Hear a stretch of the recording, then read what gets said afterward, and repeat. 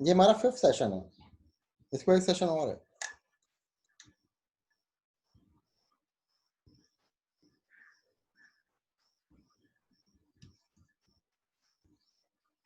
ठीक है, मैं पूछ रहा था आप लोगों से कि आप लोग जो रिक्वायरमेंट्स हैं वो कहाँ से, किन लोगों से, किन जगहों से गैदर कर सकते हैं? वो 3 चीजें। Stakeholders, system, legacy system जो चल रहे हैं, ऑपरेशनल सिस्टम, उसको बेहतर कर सकते हैं, उसको सीख सीख के समझ के उसको बेहतर कर सकते हैं। और दूसरा आप लोगों की डॉक्यूमेंटेशन, जो कि रिक्वायरमेंट्स हैं कि जी आप लोगों की रिक्वायरमेंट्स का पार्ट बन जाते हैं वो डॉक्यूमेंटेशन, लीगल डॉक्यूमेंट्स। ठीक है, तो ये 3 चीज़ें बड़ी इंपॉर्टेंट है रिक्वायरमेंट गैदरिंग के लिए। जो स्टेक होल्डर्स की सिग्निफिकेंस क्यों है, स्टेक होल्डर्स क्या इंपॉर्टेंट है रिक्वायरमेंट गैदर करने के लिए कि नहीं इंपॉर्टेंट, उस पर बात कर लेते हैं।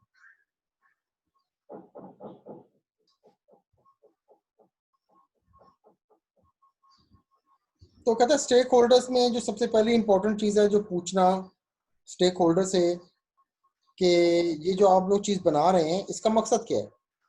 देखें, स्टेक होल्डर्स को चीज़ के बारे में पता भी है कि नहीं पता, कि वो आपको चीज़ें बताएंगे, वो बोलेंगे। ठीक है, कि हम ये सिस्टम क्यों बना रहे हैं, चाहे वो दुकान का सेल्समैन क्यों ना हो, चाहे वो मार्केटिंग का बंदा क्यों ना हो, चाहे वो आपका मैनेजर क्यों ना हो, चाहे वो कंपनी का सीईओ क्यों ना हो, आप उसे पूछेंगे भाई तुम्हारा मकसद क्या है, क्यों बना रहे हो। उसको हम लोग बोलते हैं गोल। और हम देखेंगे जी कि क्या उन गोल्स के ना कोई कॉन्फ्लिक्ट तो नहीं आ रहा। ठीक है, ये जो है कॉन्फ्लिक्टिंग गोल्स। कुछ लोग कहेंगे जी हम तो ऑनलाइन करना चाह रहे हैं ताकि हमारी वेबसाइट बन जाए। कुछ लोग कहेंगे नहीं जी हम तो ऑनलाइन सब कुछ इसलिए करना चाह रहे हैं ताकि हम लोग देख सकें कि कौन बंदा जो है वो ड्यूटी करता है, कौन बंदा ड्यूटी पे नहीं होता। तो इस तरह के बहुत सारे आप लोगों को पार्शियल कॉन्फ्लिक्टिंग गोल्स मिलेंगे, उनको करेक्ट करना कि जी हम इसमें सारे काम करेंगे, जो जो वो बोल रहे हैं हम सारा काम करेंगे। ठीक है, तो कहता है रिक्वायरमेंट इंजीनियरिंग के लिए stakeholders a very important source of requirement. इनसे पूछा जाता है भाई आप ये क्यों बनाना चाह रहे हैं सिस्टम। पहली चीज जो पूछनी है उसको हम लोग गोल बोलते हैं, आपका मकसद क्या है, क्यों बनाना चाहते हो सिस्टम। कॉन्सिक्वेंस, अगर आप स्टेक होल्डर्स को इन्वॉल्व नहीं करोगे तो क्या प्रॉब्लम आ सकती है आप लोगों को। ठीक है, तो अगर अनडिटेक्टेड रही, लेट्स सपोज आपने सिस्टम बनाने बैठे और कंपनी का जो फाइनेंस मैनेजर था वो छुट्टियों पे चला गया था, वो मुड़ के आया 2 महीने बाद, आप सिस्टम डेवलपमेंट के बीच में पहुंच चुके हैं। अब वो कहेगा कि भाई ये काम तो इसमें है ही नहीं, तो आप कहेंगे हमें बताया नहीं था। तो कहेगा नहीं बताया तो आप बता रहे हैं, आप करो। अच्छा, चीज़ें जो है ना बड़ी अजीब इस तरह हो जाती हैं कि ये जो प्रोसेस आपको मैं बता रहा हूँ ये प्रोसेस बड़ा क्लियर है, बड़ा ट्रांसपेरेंट सा है कि ऐसे होता है, लेकिन जब रियल वर्ल्ड में आप घुसेंगे तो ये चीज़ें आपको इस तरह होती नजर नहीं आएंगी। अब वो 2 महीने बाद मुड़ के मैनेजर आया वापस, वो कहेगा नहीं जी इसमें तो फलां चीज़ ऐड करो, आप उसको ना नहीं कर सकते कि नहीं करेंगे। वो कहेगा नहीं करते तो लपेटो सारा काम, शाबाश खुदा हाफिज, कोर्ट में देख लेंगे तुम लोगों को। ठीक है, तो आप ना नहीं करते, आप कहते हैं अच्छा ठीक है कोई मसला नहीं हम कर देते हैं, हो जाएगा। तो टाइम एक्स्ट्रा लगेगा, आप हमारा एक ये नया डॉक्यूमेंट है इस पर साइन कर दें कि ये जो नई चीज़ आई है इसके लिए हमें 2 महीना डिले होगा, तो हम कर देते हैं आपके लिए काम भी। अब आप उस टाइम नहीं थे तो आपकी जगह हमें फलाना बंदे ने रिक्वायरमेंट्स दी फाइनेंस वाली, और जी हमने उसके मुताबिक बना दिया। अब आप मैनेजर साहब आए हैं, आपने आगे बताया जिसमें तो ये चीज़ भी ऐड करनी थी, तो वो तो हमने नहीं की, तो अब कर देते हैं। तो आप हमें टाइम दें उसके लिए, क्योंकि हमें डेवलपमेंट करनी है, हम भी एक कंपनी है, हमारा भी एक प्रोसेस चल रहा है, तो उसमें हम लोगों को थोड़ी सी लेवरेज होनी चाहिए कि अब हमें चीज़ें बाद में बता रहे हैं तो लेवरेज के मुताबिक हमें थोड़ा सा टाइम भी दें, क्योंकि प्रोजेक्ट्स के अंदर बड़ी चीज़ इंपॉर्टेंट होती है टाइम स्पैन। अगर मैंने कहा जी कि आपने मुझे आज 27 जुलाई है, आपने मुझे 30 दिसंबर को सारा काम देना है, तो अगर नहीं देंगे तो मैं आपको पेमेंट नहीं दूंगा और मैं वो कोर्ट में भी लेके जाऊंगा। तो फिर उस काम के लिए फिर आप लोगों को इन चीज़ों का ख्याल रखना पड़ता है। समझ आई? तो stakeholder is always important. Yes, sir. तो कहते हैं इसलिए it's very essential to identify all stakeholders, integrate them into elicitation procedure. उनको आप जमा करें और उनको आप रिक्वायरमेंट्स लिखने के लिए उनसे इंटरव्यू करें, उनसे सर्वे करें, उनके साथ बैठें, गप लगाएं. बहुत इंपॉर्टेंट है. Stakeholders list provide overview. तो स्टेक होल्डर्स की जो लिस्ट है वो आप लोगों को एक ओवरव्यू देती है कि कौन लोग हैं आपकी कंपनी के अंदर और वो क्या करना चाहते हैं. ठीक है. ऑक्सिलरी टेक्निक है, एक्स्ट्रा टेक्निक की बात की जा रही है यहाँ पे. Of stakeholder identification is maintaining checklist. Checklist बनाई जाती है, सारे बंदों के नाम लिख लिए जाते हैं. ठीक है. और फिर उनको जिन जिन से आप मिले होते हैं उनके आगे आप चेक लगाते जाते हैं कि ये क्या चाहते हैं, इनका सिस्टम से क्या ताल्लुक है, ये सिस्टम में क्या देखना चाहते हैं, क्या समझते हैं सिस्टम के बारे में. तो आप उनसे मिलके पूछते हैं. ठीक है. और उनके अंदर आइडेंटिफाई कर लेते हैं जो कि काम के बंदे होते हैं. कुछ लोग होते हैं चुप होकर बैठे होते हैं. अच्छा, आपको पता है ये सिस्टम बनाने के लिए ना, एक दूध की दुकान तो चलो छोटी है, बड़ी कंपनी है कोई, इसके आप बनाना चाह रहे हैं सॉफ्टवेयर, तो उसमें आप लोगों को रेजिस्टेंस बहुत मिलेगी. कुछ लोग ऐसे होते हैं कहते हैं जी हम नहीं चाहते बनाना. क्यों बना रहे हो तुम? आपको याद है यूनिवर्सिटी के अंदर हमारे पास बायोमेट्रिक सिस्टम आया था. Yes, sir. टीचर उसके ऊपर आके अटेंडेंस लगाते थे. Yeah. फैकल्टी के अंदर बड़ा रेजिस्टेंस थी, हम नहीं करते, हम ये सिस्टम नहीं कर चलाना चाहते. उन्होंने कहा ये सिस्टम चलाना पड़ेगा आप लोगों को. तो कंप्लायंस तौर पर करनी पड़ेगी. चलो आप लोगों ने कह दिया तो उन्होंने कहा जी अदरवाइज आप लोगों की अटेंडेंस नहीं लगेगी और आप लोगों के हम लोग पे काटेंगे अगर आप लोगों की अटेंडेंस इस पे सिस्टम पे ना हुई तो. उन्होंने कहा चलो जी कर देते हैं. तो इन्होंने शुरू में कहा कि जी जो लगा सकता लगा ले, जो नहीं लगाता कोई मसला नहीं. एक सेमेस्टर उन्होंने ऐसा चला दिया. अगले सेमेस्टर में उन्होंने कहा कि हाँ हूं तो आपने लगाना ही लगाना है. तो इजी एंड ग्रेजुअली लोगों को उस तरफ लेकर आए. अगर वो कहते हैं नहीं जी आप करेंगे हमें नहीं पता, तो लोग ज्यादा रेजिस्ट कर जाते.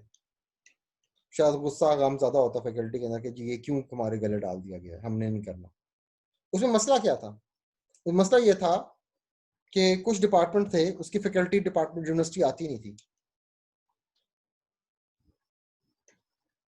वो आएंगे 9 बजे, क्लास लगाई 10 बजे वापस घर. तो उन्होंने कहा जी आपने यूनिवर्सिटी बैठना होता है तो आप यूनिवर्सिटी क्यों नहीं बैठते?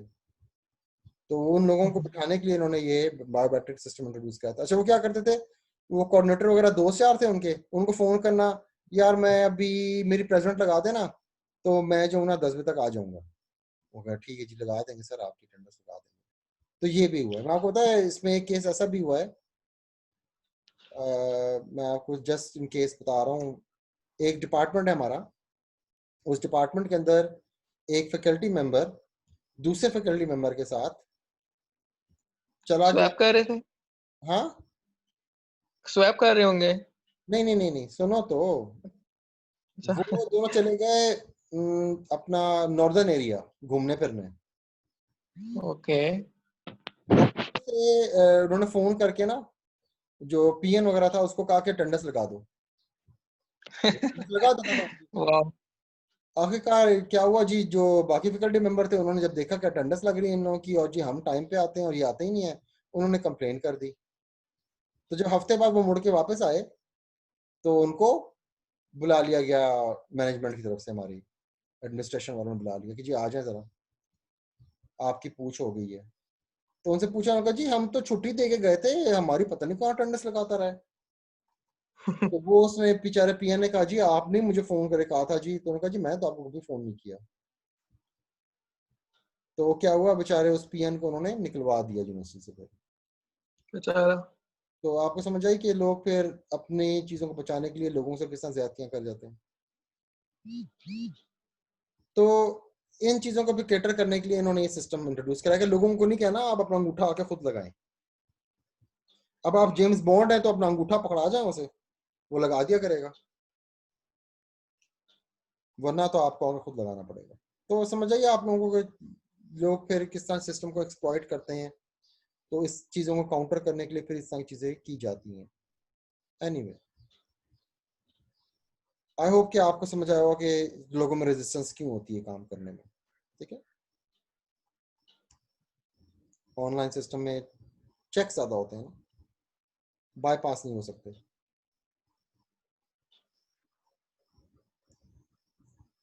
तो कहते हैं जी the starting point for stakeholder registration is often suggestions of the relevant stakeholder that are made by management और by domain experts.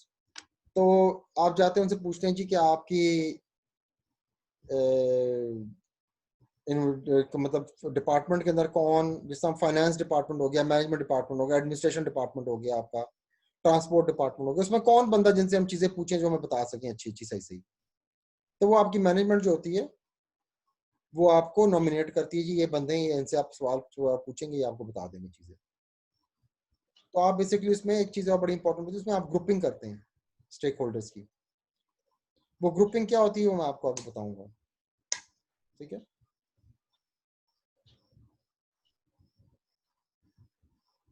Handling stakeholders in the project, managing stakeholders. तो अब stake holder उन्होंने बता दिया आपको कि ये बंदे होंगे जो आपको फाइनेंस के बारे में बताएंगे, ये बंदे जो आपको एडमिन के बारे में बताएंगे, ये बंदे आपको ट्रांसपोर्ट के बारे में बताएंगे, ये बंदे आपको प्रोसेस के बारे में बताएंगे कि यूनिवर्सिटी में क्या चीज कैसे चलती है। Let's suppose it can also be observed in a practice that a lot of stakeholders are involved in complex and difficult projects due to limited resources. The stakeholders that are the most suitable for requirement registration must be carefully selected. तो लोग जो होते हैं वो busy होते हैं कामों के अंदर, छुट्टियों पे गए हुए होते हैं, कहीं प्रोजेक्ट्स में बिजी होते हैं। तो इट इज वेरी इंपॉर्टेंट कि जी आप रेलेवेंट किस्म के स्टेक होल्डर्स को सिलेक्ट करें जिनसे आप मिलकर बैठ के बात करेंगे। तो document the stakeholders in the development process. It makes sense to use tables and spreadsheets that contain at least the following data: name, function, additional personal contact data, temporal and special availability during the project process. Temporal दुनिया में वो कहाँ होते हैं? लाहौर होते हैं, कराची होते हैं, पेशावर होते हैं, इस्लामाबाद होते हैं। स्पेशल अवेलेबिलिटी कितना दूर है आपसे जहाँ पे आप हैं, उनकी डाटा कॉन्टैक्ट डाटा क्या है उनका, उनकी एडिशनल पर्सनल इंफॉर्मेशन कोई अगर आप जितना डाटा हो गया, घर का पता, कोई दूसरा मोबाइल नंबर, नाम, उनका रोल क्या है, मैनेजर हैं कि डायरेक्टर हैं कि टीचर हैं कि पीएन है, जो भी है वो आपने लिख लेते हैं उनसे लेके, ठीक है।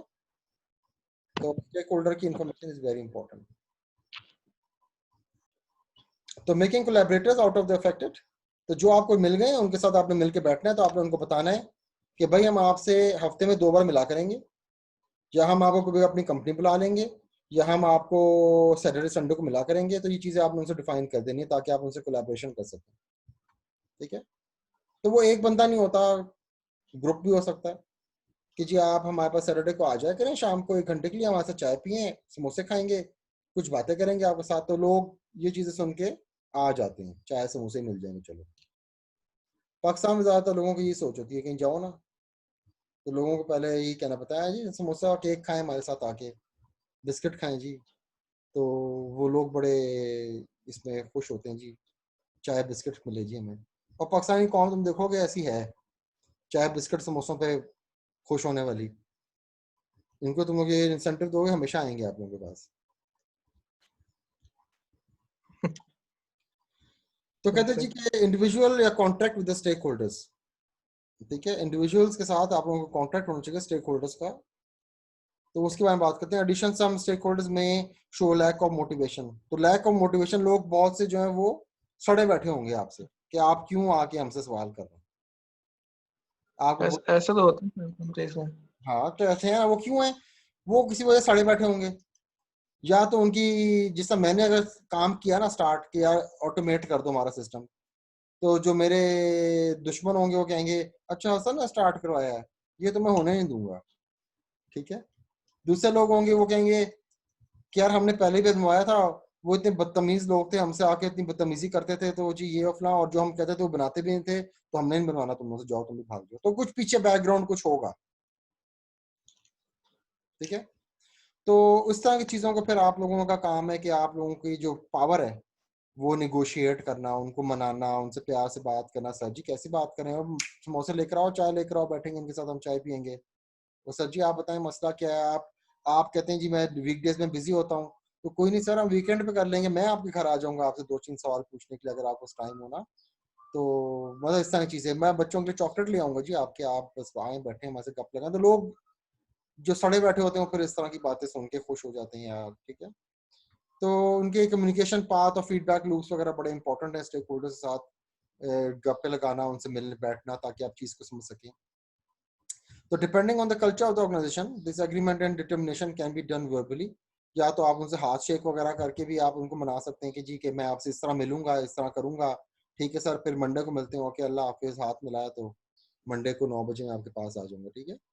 या फिर आप वो कहते हैं जी कि आप उनको ईमेल करते हैं और ईमेल में लिखा जाता है जी कि मैं आपसे इस टाइम पे मिलने आऊंगा। वैसे यूजली अगर इनफॉर्मल मीटिंग्स हैं तो ठीक है, वरना फॉर्मल मीटिंग्स के लिए आप लोगों को ईमेल करनी पड़ती है, ठीक है। और उसके लिए फिर आपको मैनेजर से छुट्टी भी लेनी पड़ती है। लेट्स सपोज कि जी मैं 1 से 2 बजे के बीच में फलां बंदे के साथ हूँगा तो मैं क्लास नहीं ले सकता, तो जी मुझे छुट्टी दी जाए ताकि मैं वहाँ जाके ये काम कर सकूँ।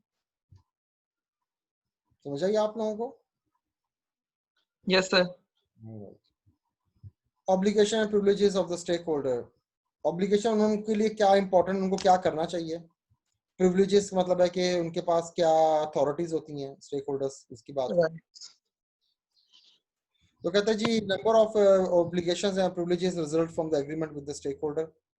The requirement engineer speaks the language of stakeholder, ठीक है। उसको डोमेन के बारे में पता होना चाहिए, फेमिलियर होना चाहिए आपको चीज़ों के बारे में। ये ना वो आपको बता रहा हो आपके हैं ये क्या होता है, वो कहेगा भाई तुझे पता कुछ है नहीं, मेरा क्यों टाइम ज़ाया करने आ रहा है, पहले जॉब पता करके वो चीज़ें होती क्या, फिर आगे बात करना। डॉक्यूमेंट क्रिएट कर सकें, गेट वर्क रिजल्ट्स अक्रॉस, अपने समझ जो आपने रिजल्ट्स बनाए वो दूसरों को दे सकें ताकि दूसरों को पता हो। उसमें डायग्राम्स और कोई ग्राफ श्राफ्स बना के दिखाने हो तो वो आप बस बने हो, ना कि आप बस मुंह चुप के उनको जाके बैठ गए हो कि जी मुझे तो पता ही कुछ नहीं है तो मैं बस आपका टाइम खर्च करने आ गया हूँ। रिस्पेक्टेबल रिलेशनशिप होना चाहिए स्टेक होल्डर के बीच में, अपने आइडियाज उनकी बातें सुने, समझें वो क्या बोलना चाह रहे हैं। स्टेक होल्डर्स जो चाहते हैं सिस्टम के बारे में, कोई प्रॉपर्टीज हैं सिस्टम की जो बनवाना चाहते हैं आपसे, वो समझें उनको और बताएं कि सिस्टम के अंदर यूजर फ्रेंडली है, सिंपल है कि नहीं है, ऐसी चीज़ें बड़ी important. Ensure the system specifies the function and qualitative demands of the stakeholder, system के अंदर वो सारी चीज़ें हों जो उन्होंने दी हैं। स्टेक होल्डर्स के लिए बड़ा इंपॉर्टेंट है कि जी के रिक्वायरमेंट इंजीनियर को एप्लीकेशन डोमेन के बारे में बताएं चीज़ें, ठीक है। रिक्वायरमेंट्स दें उनको, सप्लाई करें, डॉक्यूमेंट रिक्वायरमेंट जो है वो उनको आसानी से समझ, ऐसी चीज़ें जो समझाई जा सकें, ईजिली समझ आ सकें, टाइमली डिसीजन हो सकें। स्टेक होल्डर्स कहें जी हाँ ये आपने बिल्कुल ठीक बनाया, ये ना हो कि जी मैं अपने अब्बू से पूछ के बताऊंगा तो वो अब्बू के इंतजार में फिर बैठे रहें आप लोग, ना उनके डिसीजन ले सकें। मतलब अथॉरिटी उनके पास ऐसी होनी चाहिए कि वो कह सके हाँ जी ये ठीक है। कॉस्ट एंड फिजिबिलिटी, कॉस्ट बताएं जी कितना पैसा खर्च होगा। अगर आप कहते हैं ना उसको कि जी ट्रांसपोर्ट वाला सिस्टम डाल देते हैं उसमें हम लोग जीपीएस लगा देंगे, तो जीपीएस के लिए हार्डवेयर चाहिए ना, तो जी पैसा लगेगा तो यस। देंगे, अगर है तो दे देंगे, नहीं है तो नहीं देंगे। फिजिबिलिटी बताएंगे जी कि फिजिबिलिटी होती है कि ये जो हमने चीज़ आपको बताई है ये अगले 10 साल चलेगी कि 6 महीने बाद दोबारा चेंज करनी पड़ेगी, इस तरह की फिजिबिलिटी होती है। रिक्वायरमेंट्स को प्रायोरिटाइज करना कि स्टेक होल्डर बताएंगे जी कौन सी रिक्वायरमेंट्स पहले बना के दें, हमें इंटरफेस बना के दिखाएं जी पहले हमें कैसा होगा, ठीक है। उसमें आपकी बात यस सर। मतलब प्रायोरिटी देना चीज़ों को कि सिस्टम में क्या चीज़, क्योंकि हम लोग वाटरफॉल मॉडल तो बना नहीं रहे, करते नहीं है काम उसके ऊपर। तो सर स्पाइरल मॉडल होता है तो स्पाइरल मॉडल में बड़ी चीज़ इंपॉर्टेंट है कि वो चीज़ें पहले करके दी जाएं जो कि आपके स्टेक होल्डर को खुश कर सकें। सिमिलर इस तरह 2-4 चीज़ें और हैं, पढ़ लीजिएगा। Yes sir. ओके।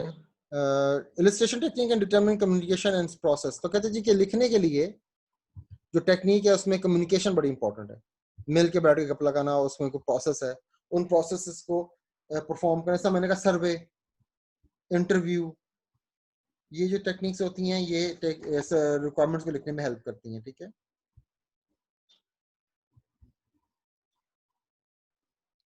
तो जितनी भी एक्टिविटीज होंगी उसमें आप लोगों की जो स्टेक होल्डर है उसके साथ कोलैबोरेशन लाजमी है। सर पे आके ना बैठ जाना सर मैं पहुंच गया हूं तो बस मेरे साथ मदद करें, उनसे पहले टाइम शाइम लेके ऑर्गेनाइज करके फिर उसके बाद कम्युनिकेशन को फिर आप आगे बढ़ाएंगे, ठीक है। Now requirement categories according to Kano. अब ये कैनो बड़ा इंपॉर्टेंट है, ठीक है। आप समझे अब चीज क्या है, मसला क्या है, स्टेक होल्डर का प्रॉब्लम क्या है। स्टेक होल्डर जो है ना वो बड़ा मूडी, बड़ा जिद्दी, बड़ा एटीट्यूड वाला बंदा होता है, ठीक है। समझ आई? Yes sir. मैंने तुम्हें कहा कि भाई इंटरफेस बना के लेकर आओ, और देखो हमारा गवर्नमेंट ऑफ पाकिस्तान है तो उसको ग्रीन रंग का बना देना। सबकी आवाज कट रही है। हमारा इंटरफेस जो बनाओगे आप वो ग्रीन रंग का बना के लेकर आना। हम्म। उसमें आप यस सर। लॉगिन का पेज रखना, यूजर हमारा लॉगिन करेगा, ठीक है। उसमें राइटिंग का स्टाइल, हाइट, वेट, सब कुछ। हाँ सब कुछ बता दिया ना, मतलब 1080p पे रेजोल्यूशन पे हमारी वेबसाइट होनी चाहिए। ओके। फॉन्ट आपने जो है ना वो 12 रखना है। दूसरा क्या कहते हैं? फॉन्ट साइज 12 रख लीजिएगा। तो उसमें आप जो है ना वो अपना क्या है वो मरियम नवाज शरीफ वाला फॉन्ट, कैलिबरी फॉन्ट। कैलिब्री, जो बिल गेट्स ने इनको नवाज शरीफ को नवाजा था, तो ये ऐसा कैलिब्री मरियन फॉन्ट, आवाज में कैलिबरी। हाँ कैलिब्री का फॉन्ट इस्तेमाल कीजिएगा। अब जब आप चीज बना यस के सर। लेके आते हैं, आपने वो चीज ले ली, लिख ली, हाँ। अब आपने वो डेवलपर को दी, डेवलपर साहब ने उसको नीले रंग का बना के दिया, और जो लॉगिन पेज था उसमें फॉरगॉट पासवर्ड का ऑप्शन डाला ही नहीं उसने, हाँ। और उसने फॉन्ट जो था अपनी मर्जी का डाल दिया, और आपने उसको लाके दिखाया, ये देखें सर हमने आपकी रिक्वायरमेंट्स का पेज बना दिया है। तो जी आप खुश होंगे या नहीं होंगे? Obviously sir. क्या? खुश होंगे सर। अच्छा, मैं आप तुमने जो मुझे कहा कि सर बिरयानी खानी है, मैं तुम्हें ला के दे दूं जूस, तो तुमको खुश हो जाओगे, ये लो सर बिरयानी तो नहीं है, जूस पी लेते हैं, चलो ऐसे करें, ये करोगे? खुश नहीं होंगे सर। खुश तो नहीं होगे, लाजमी है। जब आपने जो कहा मुझे वो मैंने आपको करके नहीं दिया, तो तुम खुश कैसे हो सकते हो, मुझे बताओ। यस बड़े सर, तुम लोग सारा काम सादिक ही लोग हो गलत। यार। हाँ भाई, पैसे दे रहे हो, मुफ्त में नहीं करवा रहे काम। Yes sir. हम्म।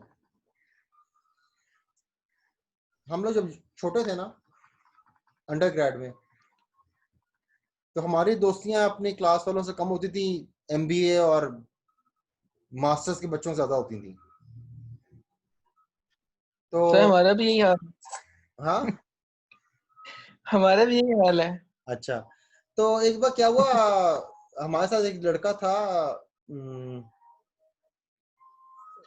उसके साथ था हमारा जाना हुआ, पता नहीं किसी वजह से दुकान पे, ये मिठाई की दुकान पे ना, तो मिठाई की दुकान पे गए, तो वो अपने लिए कुछ पैक शैक करवा रहा था, चीजें ना, 5 किलो मिठाई वगैरह पैक शैक करवा रहा था। तो मैंने उसे कहा, दुकानदार से, मैंने कहा यार ये गुलाब जामुन चखाना। तो उसने मुझे कहा कि जी ये 5 रुपए का गुलाब जामुन है। तो हम छोटे थे, तो मतलब हमारे साथ लड़का बड़ा था, तो हमारे में तो कॉन्फिडेंस कम होता था। तो मैं चुप होके खड़ा हो गया ना, तो वो नाराज हो गया ना। उसने उसको कहा कि जो तुम्हें कहा है गुलाब जामुन देने को, तो तुम गुलाब जामुन दो, पैसों की बात ना करो, पैसे तुम्हें मिल जाएंगे। ओके। हाँ, तो उसने भी गुलाब जामुन मुझे दिया, और फिर मैंने वो खाया था। गर्देजी नाम था उसका, उमैर गर्देजी नाम था लड़के का। बड़ा अच्छा दोस्त था हमारा, सीनियर था, लेकिन दोस्ती यारी बड़ी थी हमारी, बड़ा घूमते फिरते थे हम उसके साथ। तो वेरी नाइस गाय, बहुत अच्छा लड़का था। दुबई है अब तो, खैर उसकी फैमिली तो दुबई रह रहा है वो। खैर याद आते हैं लोग अच्छे, जो लोग होते हैं ना सारी उम्र याद आते हैं लोगों को। खैर, यस सर ऐसा। तो बात ये बता रहा हूँ कि जो पैसे में दिए जा रहे हैं, तो तुम क्यों नहीं अवेल करोगे, जो तुम्हें कहा है वो क्यों नहीं मिलेगा आपको? ऐसे क्या हो सकता है कि पैसे भी दो और चीज भी मुझे ना अच्छी मिले। मिले? हाँ। अच्छा, तो कैनो जो है ना, यस। वो स्टेक होल्डर को इंपॉर्टेंस देता है। कैनो मॉडल है ये, क्या नाम है इसका, कैनो मॉडल, ये देखो लिखा हुआ है कैनो मॉडल। कहते रिक्वायरमेंट सब लिखी जाती हैं।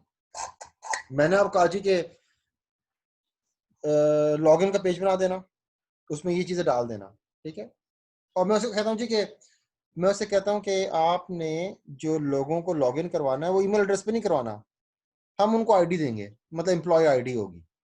मेरी एम्प्लॉय आईडी है let's suppose Namal F software faculty of software engineer FSC 001, वो इससे लॉगिन करेगा, ठीक है। Yes sir. और मैं कहता हूँ कि इसके अलावा क्योंकि हमारे पास विजिटिंग फैकल्टी भी आती है ना, तो विजिटिंग फैकल्टी चलो ठीक है, ईमेल से भी लॉगिन कर सकता है आपने, कोई भी ईमेल एड्रेस, ठीक है। अब आपने जो है वो सिर्फ फैकल्टी का बना के भी दे दिया और नॉर्मल ईमेल से लॉगिन करने वाला बना के दिया नहीं, तो क्या मैं खुश होऊंगा? नमल की आईडी से तो बना दिया आपने, ठीक है, लेकिन ईमेल वाला बना के दिया ही नहीं आपने मुझे, तो मैं तो खुश नहीं होऊंगा आपसे। तो वो कहता है स्टेक होल्डर्स में 3 चीजें आती हैं जब आप उनके मुताबिक चीजें बना के नहीं देते। हाँ, पहली चीज होती है डिससेटिस्फायर्स, जो ये लिखा हुआ है, ठीक है। डिससेटिस्फायर्स होते हैं वो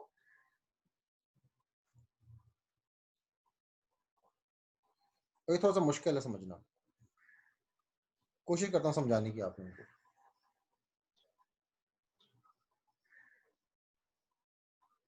पहले सेटिस्फायर्स की बात कर लेते हैं। सेटिस्फायर्स वो होते हैं जिनको मैंने जो कहा होता है, जो डिमांड की होती है, वो काम कर देते हैं, ठीक है। वो मेरे कॉन्शियस में होती है, ये देखो लिखा हुआ है कॉन्शियस नॉलेज। कॉन्शियस का मतलब है मेरे दिमाग में वो चीज है, मुझे पता है उसके बारे में, ठीक है।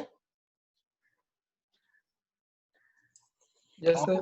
आपको भी चीजों के बारे में पता ही होगा, ठीक है। तो ये आपकी कॉन्शियस नॉलेज जो आपने उसको बताई कि मेरे टीचर लॉगिन करेंगे नमल की आईडी से, या वो ईमेल से भी कर सकते हैं, विजिटिंग फैकल्टी वाले जो हैं वो अपना ईमेल से करेंगे।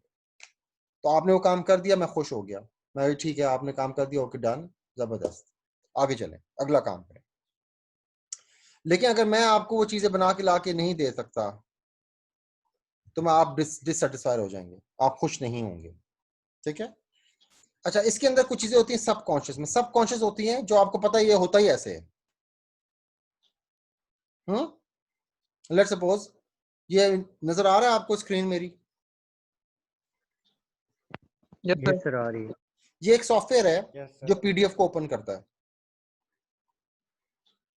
है ना। Yes sir. अब मैं आपसे कहता हूँ जी मुझे एक PDF के लिए एक टूल बना के दें जिसमें PDF खोल सकूं, ठीक है। अब आपके सबकॉन्शियस में एक चीज है जिसको हम लोग बोलते हैं सबकॉन्शियस, नजर आ रहा है आपको, मैंने हाईलाइट किया हुआ है। यस सर, आ रहा है सबकॉन्शियस, सर। सबकॉन्शियस के मुताबिक क्या ये फाइल में प्रिंट कर सकता हूँ? Yes sir. इसको मैं सेव कर सकता हूँ?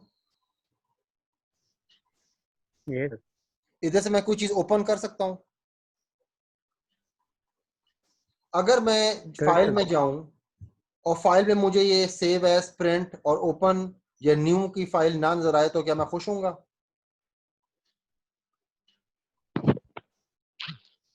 नहीं खुश होऊंगा, कि मेरे सबकॉन्शियस चीज है कि भाई ये चीज तो होती ही होती हैं।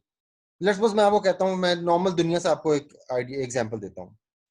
मैं आपसे कहता हूँ भाई छत पे पंखा लगा दो, आप जो है ठेकेदार हैं, ठीक है, ठीक है जी पंखा लगा देंगे। अब आपने पंखा लगा दिया, अब मैं कहूँगा इसको ऑन कहाँ से करना है? पंखा लगा है तो ऑन भी तो होगा ना। यस पंखा सर। लगा दिया, मैं बड़ा खुश हूँ पंखा लगा दिया आपने, लेकिन मेरे सबकॉन्शियस में एक चीज थी, वो ये थी कि पंखे के लिए बटन होता है जिससे वो ऑन ऑफ होता है। अगर आपने बटन लगा के नहीं दिया तो मैं खुश नहीं हूँ, आपसे कहूँगा बटन तो लगा के दिया नहीं तो ऑन कैसे करूँ? इसको ऑन भी करना था ना। तो कुछ चीजें आपके सबकॉन्शियस में होती हैं कि आप पंखा लगा रहे हो तो उसके लिए बटन भी लगाना ही पड़ेगा, वो आपको ठेकेदार लगा के देगा पंखा और साथ में बटन भी लगा के देगा, ऐसा ही है ना। ऐसा तो नहीं सिर्फ यस पंखा सर। लगा दिया और पीछे बटन लगाए ही नहीं, मुमकिन नहीं है। ना इसमें तीसरी चीज होती है उसको हम लोग बोलते हैं डिलाइटर्स। डिलाइटर्स क्या होते हैं? डिलाइटमेंट का मतलब ये होता है कि मैंने आपको काम करके दिया और वो आपके एक्सपेक्टेशन से बहुत अच्छा था। मैं देख रहा हूँ जी, वो जी सफेद रंग का पंखा होना चाहिए, मेरे दिमाग में सफेद रंग का पंखा लगा देगा, सस्ता घटिया सा। हाँ, लेकिन जब मैं कमरे में एंटर होता हूँ तो देखता हूँ जी वो तो बड़ा प्यारा सा ब्राउन रंग का पंखा, उसके नीचे लाइट भी लगी हुई है, उसके साथ एक जंजीर भी लटक रही है, जंजीर से मैं उसको ऑन ऑफ भी कर सकता हूँ है, और पीछे उसने डिमर भी लगा के दिया है, मैं उसकी स्पीड भी कंट्रोल कर सकता हूँ। बंदा कहता है वाह यार जबरदस्त, क्या चीज लगा के दी है तुमने। तो ये जो जबरदस्त चीज है इसको डिलाइटर बोलते हैं। तो हमारे पास तीन चीजें होती हैं। डिलाइटमेंट होती है अनकॉन्शियस नॉलेज, ये आपको अनकॉन्शियस है, पता ही नहीं है जी कि वो क्या करके देगा आप। तो जब आप एक इंसान की सोच से बढ़कर चीज कर देते हैं तो वो उसकी डिलाइटमेंट बन जाती है। नीचे आके ग्राफ आ रहा है, देखिए ये एक्सपेक्टेशन है। मैं क्या चाहता हूं, यहां से कस्टमर खुश हो जाता है, यहाँ पे आपका कस्टमर नाराज हो जाता है, यहाँ पे आपका कस्टमर डिससेटिस्फाई हो जाता है। ठीक है, डिसअपॉइंट होकर डिससेटिस्फाई होगा और क्या होगा। तो वो बताना चाह रहा है आप लोगों के, आप लोगों ने डिलाइट की तरफ, यही डिलाइटर लिखा हुआ है, आपने कस्टमर को डिलाइट करना है तो आपका ग्राफ जो है वो यहाँ से यहाँ जाना चाहिए ताकि कस्टमर खुश हो सके।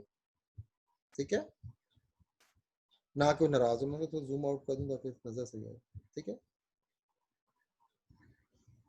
तो रिक्वायरमेंट्स को गैदर करके उनको कंप्लीट करने में कैनो मॉडल बीच में आता है। और कैनो मॉडल कहता है कि आपका कस्टमर ने जो आपको बोला है अगर वो आप काम कर देते हैं तो कस्टमर आपका सेटिस्फाई हो जाता है, यहाँ पे आ जाता है इस जगह पे। अगर आप उसकी एक्सपेक्टेशन से ऊपर चले जाते हैं तो वो डिलाइट हो जाता है। अगर आप उसकी जो उसने बोला है वो नहीं करोगे तो वो नीचे आ जाएगा, वो कहेगा जी मैं खुश नहीं हूँ, आपने क्या काम करके दिया, जिस तरह कोई काम करके देता है, ये कोई तरीका काम करने का, ये तो हमें पसंद नहीं आया। समझ आ गई आपको? Yes sir. तो stakeholders are very important, what they say and what you do is very important to them, and what is more important कि आप उनको वो काम करके दें जो उनकी एक्सपेक्टेशन से ज्यादा हो, ताकि वो ज्यादा खुश हों आपके साथ। वो ज्यादा खुश होंगे, वो कहेंगे यार ये तो बड़ा क्वालिटी का काम करके देते हैं यार, बड़ा अच्छा काम करके देते हैं। हाँ, कभी आप लोग, अभी आप छोटे हैं शायद, लेकिन कभी का आप लोगों ने कभी घर में इलेक्ट्रिशियन बुलाया हो, प्लम्बर बुलाया हो ना, तो कुछ जुगाड़ू से लोग आते हैं, वो चीजें खराब भी कर देते हैं। कभी आप जाए ना मैकेनिक के पास गाड़ी काम करवाने, तो वहां पे भी आपको बहुत जुगाड़ू लोग मिल जाते हैं। वो ऐसे होते हैं, उनको तमीज ही नहीं होती है, आपने गाड़ी खड़ी की होती है, आपकी गाड़ी के बोनट पे हाथ मार रहे हैं, शीशों पे हाथ मार रहे हैं, उनके जो पाने हैं वो आपकी गाड़ी के बोर्ड से टकरा रहे हैं। पता कहता है यार तुम तमीज करो, ये गाड़ी को तुम लोहे से मारोगे, उस पर स्क्रैच पड़ेगा, डेंट पड़ेगा, कलर खराब होगा। वो उनको उसकी तमीज ही नहीं है, तो इसका मतलब वो घटिया लोग हैं, उनको नहीं पता गाड़ी शाड़ी क्या होती है और उनको नहीं पता जी काम क्या होता है। तो इस तरह के लोग से फिर आप, बंदा कहता है मैं तो तुम्हारे पास काम करवाने नहीं आ रहा, या बंदा कहता है भाई तू तू छोड़, तू चला जा, मैं किसी और से करवा लूंगा। तो ये इस तरह के लोग आपको मिलेंगे। लेकिन वो बंदा जो बाकायदा आके कपड़ा रखेगा, पूरा बॉक्स लेकर आएगा टूल का, उसको पता है कौन कौन से पाने इस्तेमाल करने हुआ, वो काम 20 मिनट में करके देगा, ना कि 2 घंटे आपको खड़ा रखेगा वहां पे, तो आप कहेंगे ये बंदा अच्छा है। तो जब आप उससे ज्यादा खुश होंगे तो आप नेक्स्ट टाइम कहेंगे मैं इसी के पास जाऊंगा, ये बड़ा अच्छा काम करता है। समझिएगा आपको? तो ये वो बात करें जी कि आप लोगों के लिए भी ये चीज बड़ी इंपॉर्टेंट है। इसके बाद हमारा लास्ट सेशन आएगा, 5 मिनट रखते हैं, थोड़ा सा और पढ़ते हैं। कहते हैं जी कि आपने रिक्वायरमेंट्स को कैसे लिखना है। There is no universal method, लिखने की कोई तमीज तरीका नहीं है। लेकिन अगर आप उनको किसी डेटाबेस की तौर पर बना के लिखें, उनको बकायदा आईडी शाईडी दें हर रिक्वायरमेंट को, तो ये अच्छा लगता है, ये तमीज आपको वक्त के साथ आ जाएगी। ठीक है, तो कहता है applying the technique consciously and in a fashion appropriate to the situation at hand allows for tailoring the requirement validation process, which takes into account project constraints, so the requirements may be elicited as completely as comprehensively as possible. तो constraints वगैरह को देख के कि जी अगर ये requirement है तो मैनेजर फाइनेंस अभी अवेलेबल नहीं है, तो मैं ये काम अगले हफ्ते कर लूंगा जब वो आ जाएगा, इस दरमियान में ये फलाना काम कर लेता हूँ। तो ये चीजें आप लोगों ने सोचनी है, आपने समझनी है किस तरह लिखनी है रिक्वायरमेंट्स को और किस तरह उनको फुलफिल करना है, किस तरह उनको कंप्लीट करना है। बेसिकली रिक्वायरमेंट को लिख लेना मकसद नहीं है, रिक्वायरमेंट को कंप्लीट करना बड़ा इंपॉर्टेंट है। कंप्लीट मतलब क्या, अगर मैंने आपको कहा ना कि यार मेरे घर में पंखा लगा दो, तो वो कहेगा हाँ जी ठीक है पंखे लग जाएंगे जी घर में, लेकिन ये कंप्लीट नहीं है। कंप्लीट कब होगा जी, कितने पंखे, हर कमरे में पंखा चाहिए, किस कमरे में पंखा नहीं चाहिए आपको। अच्छा जी मैंने कमरे गिने हैं सर, आपके घर में 9 कमरे हैं, आपने 9 कमरों में से कहा कि 7 कमरों में पंखे लगाने हैं, तो ये मैंने लिख दिया, तो इसके ऊपर आप साइन कर दें कि जी आपको 7 पंखे चाहिए, मैं आपको 7 पंखे ला दूंगा, तो सब कंप्लीट होती है चीज।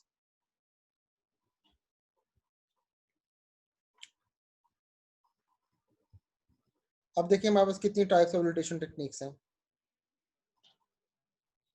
तो कुछ इन्फ्लुएंसिंग फैक्टर है हमारे पास जो आप लोगों को कहते हैं कि जी कि आपने अगर रिक्वायरमेंट्स लिखनी है तो आप इस तरह करके लिखें तो बेहतर होगा, ठीक है। तो क्या चीजें इंपॉर्टेंट है कि स्टेक होल्डर ने क्या बताया, उसके दिमाग में क्या चीज थी, उसने कहा पंखा लगा दो, या उसने कहा जी मुझे इंटरफेस बना के दो जिसमें हमारे पास यूजर लॉग इन करे।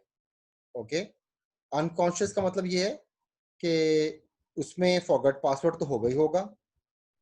सॉरी, अनकॉन्शियस का मतलब है कि वो चीज जो उसको नहीं पता, लेट्स सपोज मैं उसके अंदर आपका फॉरगेट पासवर्ड जो है वो पेन के थ्रू मंगवा लूं, ईमेल एड्रेस पे लिंक भेज दूं आपको। सबकॉन्शियस कि ये चीज तो होती ही होती है, फॉरगेट पासवर्ड होता ही होता है ना, मतलब हो सकता है मैं अपना पासवर्ड भूल जाऊं, मैं 10-15 दिन के बाद लॉग इन करूं मैं भूल जाऊं। तो ये चीजें कहता है जी कि इलस्ट्रेशन में बड़ा इंपॉर्टेंट है कि स्टेक होल्डर ने आपको क्या बताया और आपने उनको conscious, unconscious, subconscious stakeholders के लिए रिक्वायरमेंट्स को किस तरह लिखा। अनकॉन्शियस रिक्वायरमेंट्स वो होती हैं जिसको यूजर के बारे में नहीं पता और आपने उसको उसमें एडिशन कर दी और उससे वो बंदा खुश हो गया, तो ये अनकॉन्शियस रिक्वायरमेंट्स हैं, ठीक है। ये चीज बड़ी इंपॉर्टेंट समझना, कॉन्शियस वो वाली रिक्वायरमेंट्स हैं जिससे बंदा सेटिस्फाई होता है, सबकॉन्शियस वो रिक्वायरमेंट्स हैं जो अगर आप नहीं डालेंगे तो बंदा डिससेटिस्फाई हो जाएगा कि जी आपने लॉगिन तो बना के दिया मुझे, उसके अंदर फॉरगॉट पासवर्ड का भी लिंक होता है, वो कहाँ है, वो क्यों नहीं बना के दिया। और सेकेंडली कॉन्शियस में जो चीज उसने बोली, लेट्स सपोज उसने कहा फॉन्ट बताया आपको, फॉन्ट साइज बताया आपको, उसने आपको लॉगिन डिटेल्स बताई किस तरह लिखनी है, अगर वो आप नहीं करेंगे तो वो नाराज हो जाएगा। सबकॉन्शियस वाले काम नहीं करोगे तो वो नाराज हो जाएगा आपसे, अगर अनकॉन्शियस वाला काम करके दोगे तो वो खुश हो जाएगा आपसे, और कॉन्शियस वाला काम करके दोगे तो भी खुश हो जाएगा आपसे। समझ आइए आप लोगों को, ये बाद में पढ़िएगा फिर मुझसे पूछिएगा, मैं आपसे सवाल पूछूंगा तो मुझे बताइएगा, क्योंकि ये चीज समझना बड़ी इंपॉर्टेंट है कि कॉन्शियस का मतलब होता है कि मेरे दिमाग में क्या है, वो मैंने आपको बोल दिया। सबकॉन्शियस का मतलब ये है कि मेरे दिमाग में वो चीज है जो कि सबको पता है दुनिया में कि ये चीजें ऐसे होती हैं। अनकॉन्शियस का मतलब ये हुआ कि मुझे उसका इल्म नहीं है, अगर तुम मुझे वो काम कर दोगे तो मैं खुश हो जाऊंगा ज्यादा, जिसको हम लोग डिलाइटर बोलते हैं, डिलाइट हो जाना। कहते हैं इसके अलावा however there is no universal method to elicit these requirements, इनको लिखने का कोई भी तरीका नहीं है। हर प्रोजेक्ट के अपने कंस्ट्रेंट्स होते हैं, हर प्रोजेक्ट में अलग अलग बंदा होता है, वो यूनिक किस्म के लोग होते हैं, यूनिक प्रोजेक्ट होता है, तो रिक्वायरमेंट्स को किस तरह लिखना है दैट इज सेपरेट। कुछ जगहों पे आप जाएंगे वो कहेंगे नहीं जी पहले आप फाइनेंस का काम करके दें, फिर एडमिनिस्ट्रेशन का काम करके दें, फिर ट्रांसपोर्ट का काम करके दें। कुछ जगहों पे आप जाएंगे वो कहेंगे नहीं जी पहले तो आप ट्रांसपोर्ट बना के दें हमें, फिर हम एडमिनिस्ट्रेशन करेंगे, फाइनेंस आखिर में करेंगे। तो हर जगह पे नौयत डिफरेंट होती है। तो कहते फिर भी मोस्ट इंपॉर्टेंट इन्फ्लुएंसिंग फैक्टर कौन से हैं जो आपको करने चाहिए ताकि आप लिख सकें। उसमें पहली चीज आती है वो कहते हैं जी distinction between conscious, unconscious, subconscious requirements. जो कि यूजर ने बोल दिया वो तो काम करके दो ना पहले। टाइम बजट को देखना कि जी ये काम आप 6 महीने में कर सकते हैं कि आपको उसको साल चाहिए। एक और चीज बड़ी इंपॉर्टेंट कि आप सॉफ्टवेयर इंजीनियर का कोई एक्सपीरियंस है इस तरह के प्रोजेक्ट करने से पहले। लेट्स सपोज मैं कहता हूँ बेटा आ जाओ ना शाबाश, मेरे पास न्यूक्लियर प्लांट है तो वहां पे आपने एक सॉफ्टवेयर बना के देना है,